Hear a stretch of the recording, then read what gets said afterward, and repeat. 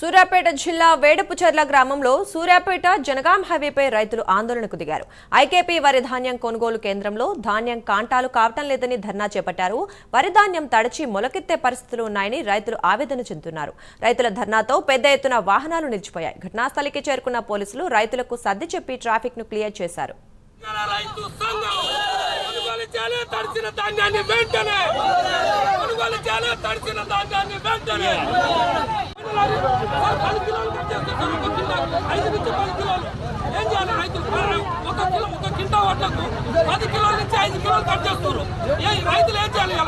పండించిన పంట 60 రోజులు అవుతుంది.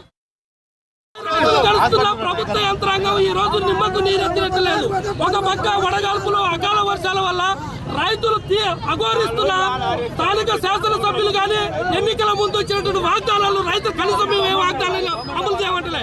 మేము కష్టపడి ఆరుగాలం కష్టపడి పండించిన పంటలు కొనుగోలు చేయబట్టే నానా రకాల గొర్రెలు పెట్టి ఒక పక్క మిల్లర్లు ఒక పక్క లారీలతోటి రైతులు అఘోరిస్తున్నారు.